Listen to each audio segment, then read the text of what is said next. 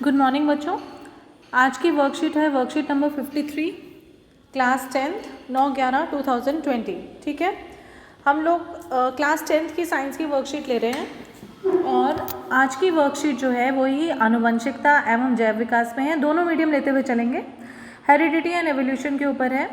मनुष्यों में विभिन्न विशेषताओं को निर्धारित करने में आनुवंशिकता महत्वपूर्ण भूमिका निभाती है। मतलब heredity plays a very important role when we really think about the characteristics of human beings. जब हम जहाँ तक की बात की जाए कैरेक्टर्स की, लक्षणों की, तो heredity plays a very important role. ऐसी ही विशेषताओं में से एक है लिंग निर्धारण, सेक्स डिटर्मिनेशन।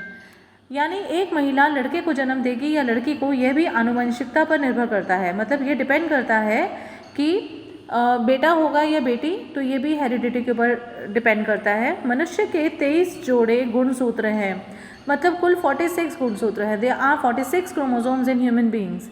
हमें प्रत्येक जोड़ी में से एक गुणसूत्र माँ से मिलता है और दूसरा पिता से। हम एक मदर से लेते हैं और एक फादर से।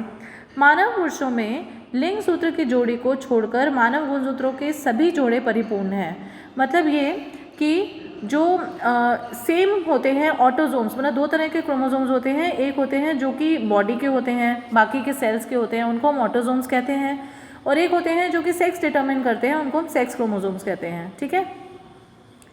स्त्री में लिंग सूत्र का पूर्ण युग्म होता है। मतलब जो गर्ल होती है, फीमेल होती है, उसमें क्या होता है, फीमेल जो होती है उसमें XX होता है। ठीक है। और मेल जो होता है उसमें XY होता है। राइट।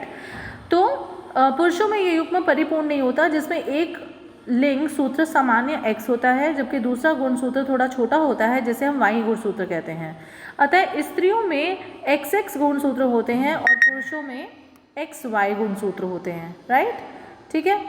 तो अब ये हम देखेंगे कि युग्मनज के निर्माण के दौरान, मतलब जब जाइगोट बनता है तो एक बच्चे को माँ से हमेशा X क्रोमोसोम में मिलता है, तो बच्चे को माँ से सिर्फ X ही मिलेगा।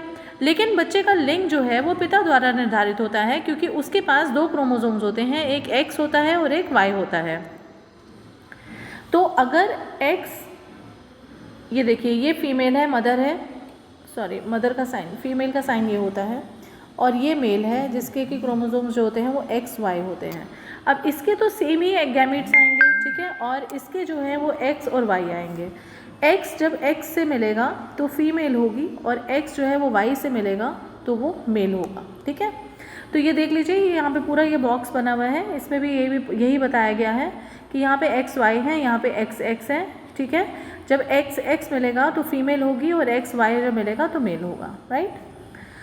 तो इस प्रकार बच्चे के लड़के व लड़की होने की संभावना जो होती है वो इस बात पे निर्भर करती है कि कौन सा क्रोमोसोम जो है वो मेल का लिया, मतलब Y क्रोमोसोम आया है या फिर X क्रोमोसोम आया है।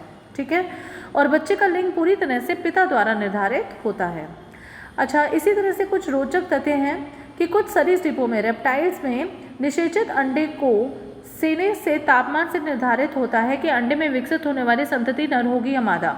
इसका मतलब देयर आर सम रेप्टाइल्स जो इस बात पे डिपेंड करते हैं कि उनका टेम्परेचर कितना है। टेम्परेचर अगर ज़्यादा होगा तो उससे पता चलता है कि फीमेल होगी या मेल होगा, अगर कम होगा तो वो तब डिसाइड होगा। ठीक है। मतलब temperature regulates the sex of the organism. इसी तरह से कुछ प्राणी होते हैं जैसे घोंगा, मतलब स्नेल, वो अपना लिंग बदल सकता है, that can change it's sex. यह दर्शाता है कि लिंग निर्धारण हमेशा आनुवंशिक नहीं होता। So there are some things, there are some human being, there are some organisms where the sex determination is not hereditary. ठीक है। जहाँ पे सेक्स डिटर्मिनेशन हेरिडिटरी नहीं होता। हमारा अगर प्रश्न देखा जाए तो प्रश्न 1 है, मानव में डैश लिंग सूत्र महिलाओं में उपस्थित होता है, तो क्या आएगा, XX आएगा। राइट। और XY लिंग सूत्र कहाँ पे प्रेजेंट होता है, पुरुष में। कहाँ प्रेजेंट होता है, पुरुष में।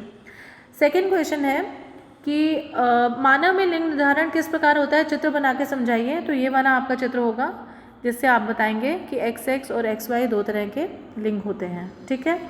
तीसरा क्वेश्चन है, लिंग निर्धारण के विषय में आप और क्या क्या जानना चाहेंगे। ये तो आप अपनी चॉइस है कि आपके जो भी क्वेश्चंस, कोई भी क्वेरीज आपके माइंड में आती हैं तो आप इसमें आप लिखेंगे और आप हमसे पूछेंगे। ठीक है। आज छोटी सी वर्कशीट थी, फिर भी कोई प्रॉब्लम हो, कोई मतलब चीज़ समझ ना आई हो तो पूछ लीजिएगा. I am always there for you. And please like, share and subscribe my channel so that you get to know about the further notifications. We will be doing all the worksheets in both the mediums, Hindi as well as English. Take care. Bye bye.